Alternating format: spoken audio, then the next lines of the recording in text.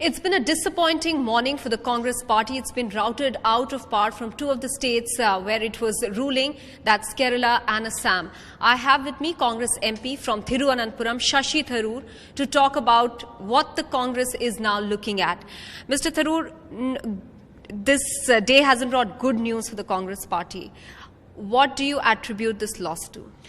Well, I think local factors. But first, let me say, of course, that it's premature to concede defeat in the sense that the match isn't over until the last ball is bowled, and we're looking at leads rather than results. Though clearly the trends are not positive, and I'm not going to pretend that unless there's a significant reversal that we have anything to celebrate.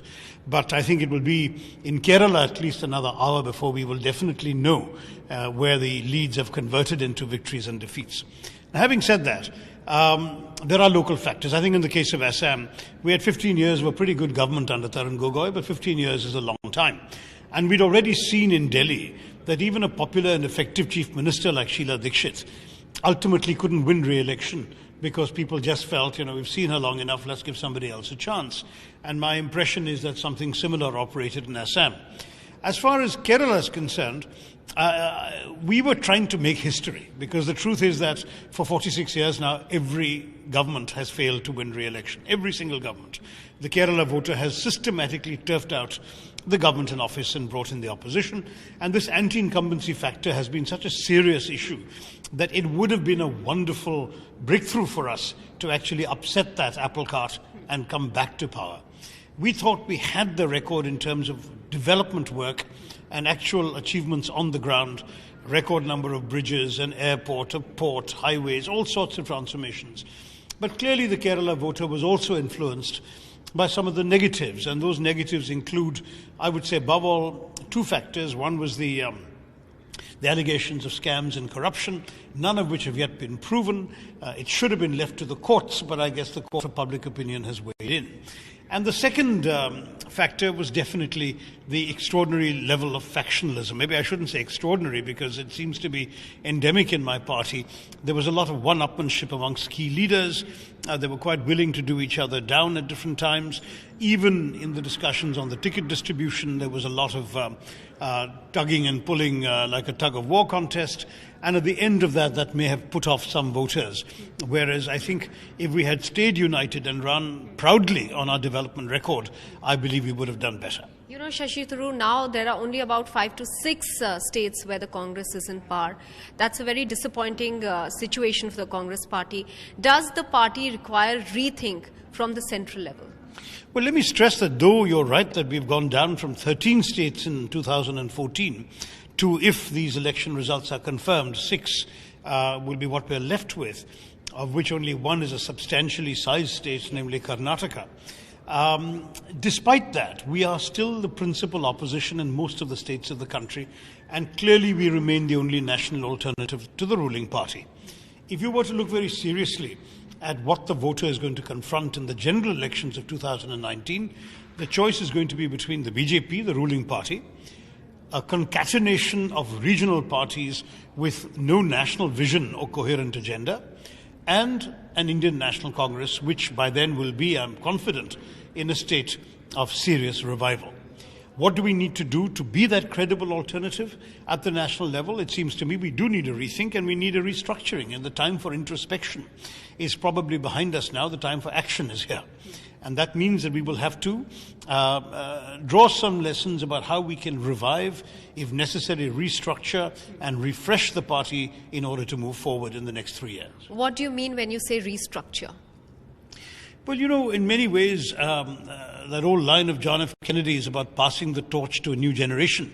That time has probably come. In the sense that you're looking at a lot of leaders who've done terrific service for the party, but who have been there for a very long time. I'm not saying there should be a wholesale change, because clearly every party relies on a blend of experience and youth. But clearly my party needs to induct more young people into positions of senior responsibility and phase out some of the, shall we say, more tired older leaders. That's normal. I don't think that's an insult or a failure to recognize their yeoman service for many years. It's just that that's necessary. Secondly, the way in which we do business. Clearly some things are lacking in some places. Kerala is one state where the party is pretty reasonably well organized.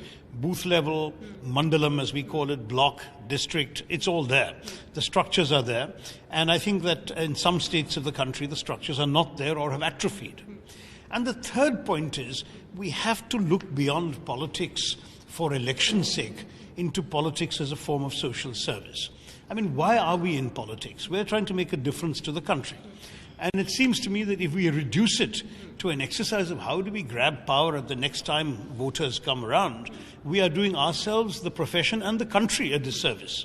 What we need to be able to do, in my view, is to actually remain active at the ground level in every constituency in the country, in every village in the country, working with people. Whether or not that's going to translate into votes is a secondary issue. We have to be a presence that's relevant to the people, the votes will come. My final question to you is, you said that younger people need to be given positions of power within the party. Now that, brings to fore the question about Rahul Gandhi taking over as the president of the party. That's been delayed for a very long time, but, he's the young face of the party, but many believe that he still has a long way to go. So how do you justify the fact that the younger lot of the party can take over and actually make a difference to the party? Well, he's already been a very active vice president. That's a position we haven't had for many years, and he's used that to the full. He's been traveling the length and breadth of the country, and therefore taking one more step, I don't think will be such a major surprise or departure. But he hasn't shown any great results. Oh, I think you're being a little premature in that judgment.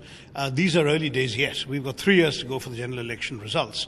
But he's already impressed himself on the nation's imagination. He's the one who brought the Rohit Vemula issue into the national consciousness. He was in the forefront of the public reactions on the JNU business. He has been present on a number of key issues affecting important constituents of our country, sanitation workers, Dalits, farmers, fisherfolk. And I think that you're going to find Rahul out there doing a lot more of this kind of thing. But I'm not referring only to one individual. I'm referring to the entire structure of the party. Very many of our district establishments, our state-level establishments also need infusions of new blood, young blood, people who have the fire in the belly that you will need to be able to mount a credible challenge in 2019. But you also do think that it's time for Rahul Gandhi to take over? Well, look, I think that's a call that Rahul Gandhi and the president of the party will have to make. All right. Shashi Tharoor, many thanks for speaking with India Today. With camera person Kripal Singh, this is Maha Siddiqui in Thiruvananthapuram for India Today.